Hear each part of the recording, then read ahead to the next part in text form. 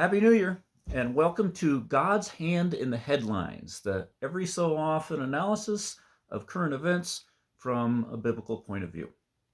The thing about starting a new podcast about the daily headlines on New Year's Day is that there are no headlines on New Year's Day. All the news people take all the holidays off, and all they're talking about on the news is New Year, the new year. So let's talk about that. What is the biblical perspective on the new year? How do we think about that biblically? Celebrating the arrival of a new year is not a human invention. That's God's design right from the very beginning of creation. Genesis 1:14, God said, "Let there be lights in the expanse of the sky to separate the day from the night, and let them serve as signs to mark seasons, days, and years." And then he went on to do the creation in 7 days, which is also established weeks. Seasons are marked mainly by the moon, the days by the sunrise, and years by the earth's rotation around the sun. From the very beginning, God wanted time to be divided up into segments for humanity. And that's part of God's glory. That's described in Psalm 19. The beginning of each new day is described in a very poetic way. In Psalm 19:4, he says, in the heavens he has pitched a tent for the sun, which is like a bridegroom coming forth from his pavilion. When the sun comes out every day, it's like a man on the first day of his marriage. This commentator Delitzsch writes this about that verse. He says, "The morning light has in it a freshness and cheerfulness, as it were a renewed youth. Therefore, the morning sun is compared to a bridegroom, the desire of whose heart is satisfied, who stands, as it were, at the beginning of a new life, and in whose youthful countenance the joy of the wedding day still shines." There's something especially delightful about the beginning of a day. And it's the same for the close of a day. Verse 5, he goes on, he says, "Like a champion rejoicing to run his course, the sun rises at one end of the heavens and makes its circuit to the other. Nothing is hidden from its heat." So the emphasis there is on rejoicing. The sun setting at night is a kind of closure, like a runner finishing a race. It's a sense of accomplishment. We need something like that to draw our activities to a close at the end of each day. Again, this is God's design. Nighttime has a way of doing that, calling you to rest in an environment that's conducive to rest, leaving failures behind you, and then giving you a new, fresh start in the morning. Nighttime is a short-term ending point for so many of life's struggles. Very often you look at the Old Testament cleanness codes, and a lot of times uncleanness only lasted until nightfall, and then it was gone. It was over. The arrival of night gives us a reprieve and a respite from the difficulties of daytime.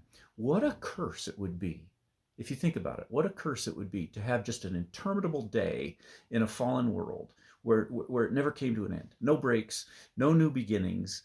What a marvelous thing it is each day to have this fresh new start and another chance to do well. You know, God isn't just the God of second chances. He's the God of countless, unending, daily chances. The same goes for new weeks and months and years and seasons. The Lord has built into our world an unending supply of new beginnings. This is part of his nature. And without those, life would just be a maddening droning on of time. Without a cycle of days, life would just be unmanageable. We would get behind and there would be no catching up. We'd get carried away with some things and neglect other things. Blessed be the God of new beginnings and second chances. And with each new day comes new grace. God dispenses grace by the day so that the sun rises in the morning. It comes with strength and enablement and courage and provision that were not available to you the day before. They're only available in this new day. Matthew 6:34, Jesus said, "Do not worry about tomorrow. Tomorrow will worry about itself. Tomorrow will come with the grace that you need for tomorrow." And so you don't have to import tomorrow's troubles into today. Just don't worry about them, because each day has its own trouble and its own grace. With tomorrow will come tomorrow's grace and a unique set of blessings from God. Zephaniah 3:5 says, "Morning by morning he dispenses justice, and every new day he does not fail." Every day is different. Every day is unique. Lamentations 3:22, "His compassions never fail. They're new every morning. Great is your faithfulness." Some people are afraid that eternity will just be monotonous and boring. They can't imagine anything that would keep them interested forever. They imagine that somehow an infinite God might run out of new ideas. They fear that this God who can speak a billion galaxies into existence with a word, might run short in his ability to satisfy the very desires that he planted in the human heart. What folly to imagine a God like that. People like that worry that the one whose love and deeds were spectacular enough to thrill the heart of the other members of the Trinity for all of eternity might not be enough to thrill the human heart for eternity future. All of that rises from a distorted conception of the nature of God. So that's the biblical way to think about the new year. Now let me give you a few applications. I'll give you three. First, New Year's resolutions. How should we handle New Year's resolutions? Every year, New Year's resolutions have a bad reputation because no one ever keeps them. And part of that is because I think it's because we focus on a whole year. It might be the wrong segment of time. We focus on the whole year and we neglect the other segments of time that God gave us, the seasons, months, weeks, and years, or days. Resolutions are a very good thing. They're biblical. The Bible calls them vows, but they're helpful. They can be very helpful in bringing about change in your life, but year's probably not the right segment. It's probably too long for a vow. If you have some resolutions that you want to make right now, some New Year's resolutions, try making them for the month of January. Just make January resolutions, not the whole year. Nobody can make huge life changes on a dime just by resolving to make a change. That's not how changes come incrementally. That's how you grow and change, incrementally. So make a resolution to make a small, attainable, incremental change in the way you're behaving and living in January.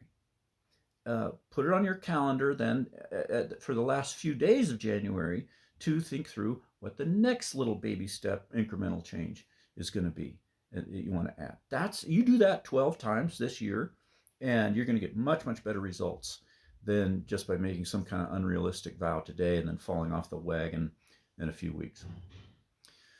Remember God's design for creation: years, seasons, months, weeks, and days. Take advantage of all of them. Use them for the right things. So that's one application. Second application is on how to make the changes you want to make in 2025.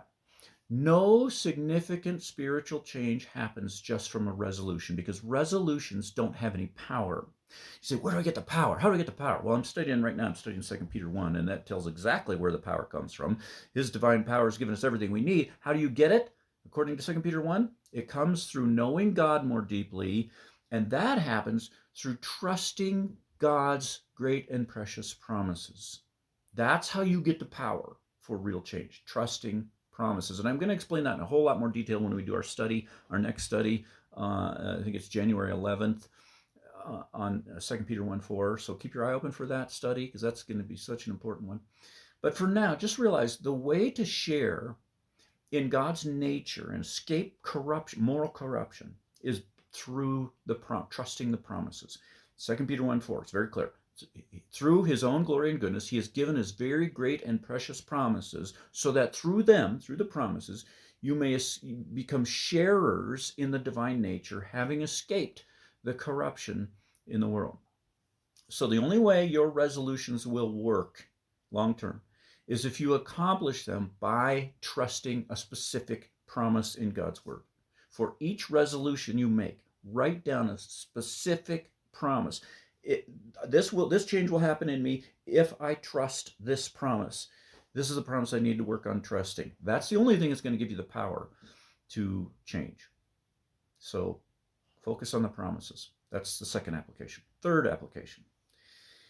This is about one specific promise that you can trust all year long. Lamentations 3:23. His God's compassions are new every morning. His mercies are new every morning. They're not just new every morning, they're new every month and every year too. So think about the grace. Just take some time today. Think about the grace that God has in store for you in 2025. God has some things planned for you in this portion of your life, 2025, that were not possible until now. So these are going to be unique first time grace in your life. It's going to blessings that are going to happen in your life. There are so many wonderful things that are going to happen to you over the next 12 months that 12 months from now, you won't be able to remember them all. You won't. There's way too many, not even a fraction of them. So how about you make a resolution now to just enjoy them as they come? The book of Ecclesiastes talks about this a lot. Enjoy your wife, enjoy your food, enjoy your work, enjoy your youth, enjoy the basics of life. Learn to enjoy God's blessings as they come. So many of them are going to come at you. You've got so much happiness coming your way in 2025. If you're willing to receive it, there's a ton of it coming. So be ready to enjoy it. And be ready not to just enjoy the things, but enjoy the God who's giving you those things. Because Psalm 62:1 says, my soul finds rest in God alone. You're not going to find rest anywhere else, only in God alone. The giver, you have to see these gifts and enjoy them as expressions of his love. That's where the joy will come. So let me pray for you. Gracious Father, your mercies are new every morning. Great is your faithfulness. Today is a new day and it starts a new year. I've had many years and many thousands of days so far in my life, and every one of them has been full of new mercies. And now I stand at the threshold of another new beginning. I can't imagine what you have in store for this year that would be new, different from all those other years, but I know it will happen. There will be some new grace, some new strength, some new steps in my walk, some new doors into your presence. Great is your faithfulness. You've already showered down grace upon me just today. You granted me sleep last night. You gave me life and breath and surrounded me with gifts and made it a beautiful morning full of hope and promise. Thank you for your constant new mercies.